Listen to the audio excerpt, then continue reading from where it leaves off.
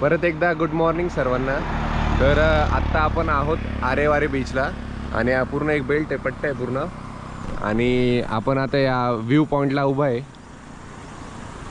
खूप सुंदर आहे, म्हणजे आम्ही इकडे राहिलो होतो, इकडे ते हॉटेल होतं आणि त्याच्यानंतर इकडून फिरून आलो आहे। आणि सर्व ठिकाणी असे व्ह्यू पॉईंट आहे जिथे असा कर्व येतो आणि पूर्ण समुद्र आपल्याला बघायला।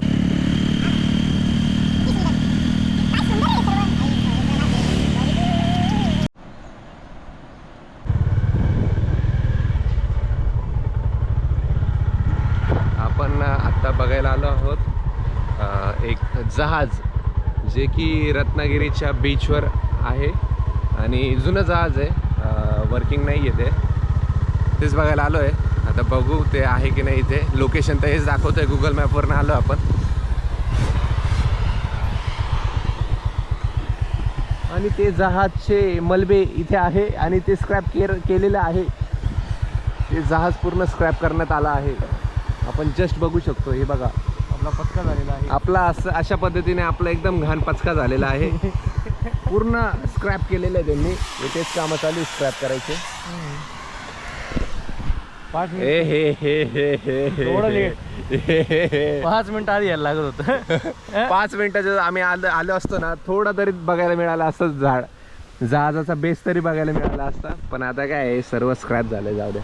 आता त्यांनी सांगितलेल्या माहितीप्रमाणे ते जहाज अजून थोडं आहे इथे, एवढंच आहे, खालचा बेस आहे आणि ते थोडं थोडं करून आता काढताय ते सर्व जहाज।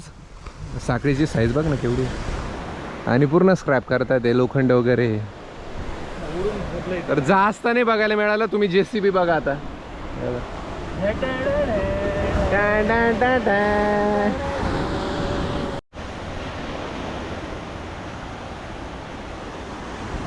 छान होतं जहाज, एकदम मस्त। 5 आउट ऑफ 10 का अर्धच उरले। चलो प्राईम लोकेशन आम्ही जाऊन हाईड करून टाकलंय। आता ते जहाज आमच्या नंतर कोणालाच बघायला मिळणार नाही। विहीर आहे का? नाईस। आम्ही सोय लावून आलो होतो। आता आम्ही लास्ट होतो ज्याने त्या जहाजाचे अवशेष बघितलेले, त्याच्यानंतर कोणालाच त्या जहाजाचे अवशेष काय, जहाज सुद्धा सापडणार नाही ना, लोकेशन सापडणार आहे। कोणाला माहिती आहे गुगल मॅप बघून तर बिलकुल येऊ नका। आम्ही पण तेच केलं होतं, गुगल मॅप बघून आणि प्री वेडिंगचे व्हिडिओज बघून आलो होतो। पण ते जहाज आता 1% सुद्धा उरलं नाही, 2 दिवसात ते पूर्ण हिडन होऊन जाणार आहे। मग तुम्ही त्याला हिडन प्लेस म्हणू शकता। तुम्हाला जर त्याच्याबद्दल माहिती पाहिजे असेल तर आम्हाला फोन करा, आम्ही सांगू। हो, पण त्याचे अलग से पैसे राहते, 150 रुपये लागेल। हां। हॅलो, पाय बघा, बटाटा झाला डायरेक्ट पायाचा, छान सुजलाय पाय, इकडे काळा पडला आता। पण ट्रिप तर होणारच आहे।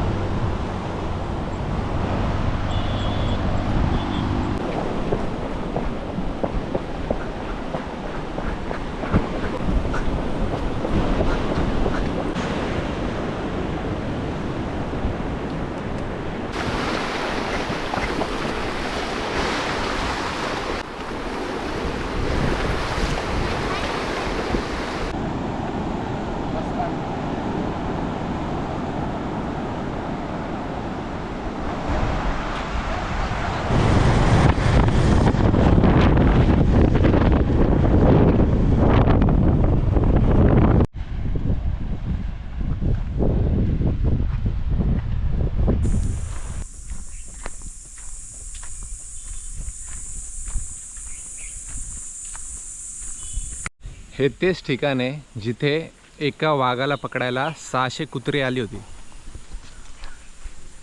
छत्रपती संभाजी महाराजांची कैद झाली होती आणि जिथे त्यांना पकडण्यात आलं होतं सैन्यांनी, तो हा वाडा आहे।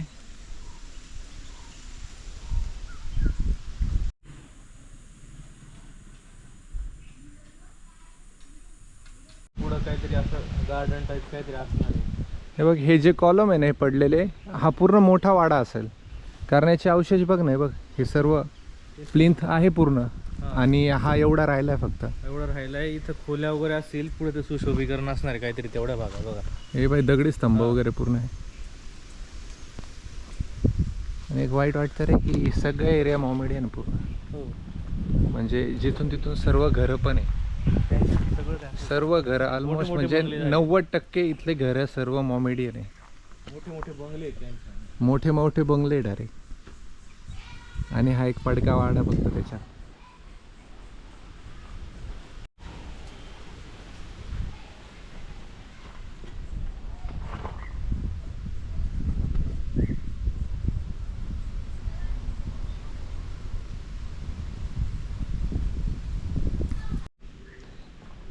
या प्लेसला बघून म्हणजे इथे हे सर्व जे खांब आहे, हे चौकटी आहे, लाकडाची सर्व जे फाळ्या वगैरे ठेवलेल्या, कौलं आहे, जेवढं स्ट्रक्चर उरलेलं आहे, त्या सगळ्या गोष्टींना बघून असं एक विचित्रच फिलिंग येते की इथे महाराज राहिले असतील, बघितले असतील लोकांनी. आणि खूप म्हणजे वेगळीच फील होत आहे. म्हणजे इथे काही सांगू नाही शकत. कंडिशन पूर्ण पडलेली आहे वाड्याची.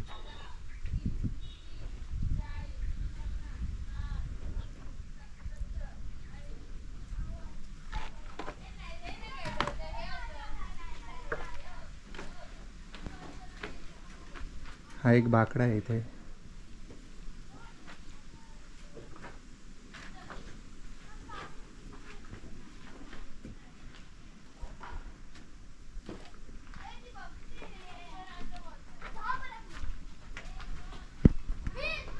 बघ हे जे आहे ना चिऱ्याचं दगड, हे जुनं आहे आणि याच्यावर हे पॅच दिलेलं आहे सिमेंटची नवं आहे. दिलेली. ही चौकट जुनी आहे पूर्ण. सपोर्ट कॉलम आणि बीम पण जुने. हे मधले ही नवी. हो, ही नवीन आहे पूर्ण. हे पत्रे पण नवीन आहे आणि हे ज्या मँगलोर टाईल्स आहे या ब्रँडवाल्या, त्या पण नवीन आहे. म्हणजे रिस्टोर केलेले होतं आणि बरेच म्हणजे 2-3 पिढ्या तरी राहिलेल्या असतील या घरात. आणि नंतर तो पडका झाला आहे पूर्ण. एका याची साईज बघ पूर्ण.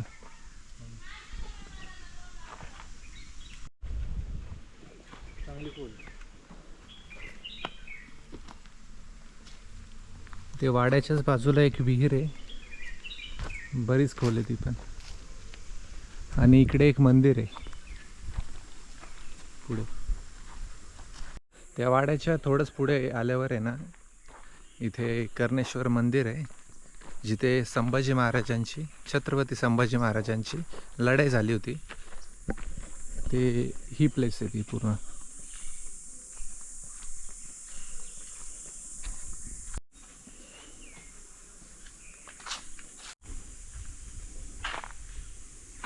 तर या मंदिराचं सुद्धा रिस्टोरेशनचं काम चाललेलं आहे. जे वरचं दिसतंय तुम्हाला स्ट्रक्चर, ते पूर्ण रिस्टोर करता येते. पण मग जुन्या कामाची क्वालिटी आणि नवीन कामाची क्वालिटी लगेच कळते ती. म्हणजे जुनं काम पूर्ण कार्विंग केलेलं आहे, स्टोन कार्विंग केलेलं आहे आणि बारीक डिटेल्स पण खूप छान केलेलं आहे.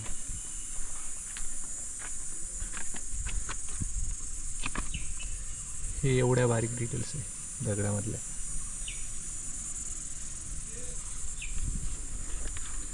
आर्किटेक्चरचा एक उत्तम नमुना आहे की काय कॅपेबिलिटी होती त्यांची, त्या लोकांची. छन्नी हातोड्याने पूर्ण डिझाईन केली आणि सिमेट्री पूर्ण. म्हणजे प्रत्येक पॅटर्न एक्झॅक्ट सेम आहे आणि पूर्ण हाताने काम केलेलं आहे. याचं मॅनमेड स्ट्रक्चर पूर्ण.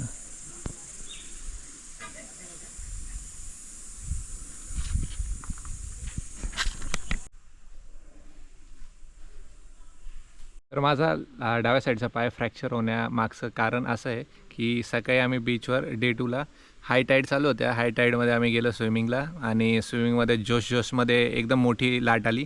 त्या मोठ्या लाटेमध्ये मी तर पूर्ण पलटी झालो. पूर्ण एक फ्लिप मारली आणि माझ्या डाव्या पायावर पूर्ण प्रेशर आलं. तर तो पाय नॉर्मली असा पडतो, तो असा पडला आणि पूर्ण त्याच्यामुळे काही कळलं नाही, पण खूप जास्त पेन झालं. त्याच्यानंतरही स्विमिंग केली अर्धा 1 तास. त्याच्यानंतर ॲड्रेनल हाय होतं, त्याच्यामुळे काय कळालं नाही. नंतर अचानक पायाला खूप जास्त सूज आली. डॉक्टरला दाखवलं. डॉक्टर म्हणे की फ्रॅक्चर झालेलं आहे आणि त्याच्यानंतर त्याला सूज अजून पण आहेच. माझं फ्युचर आहे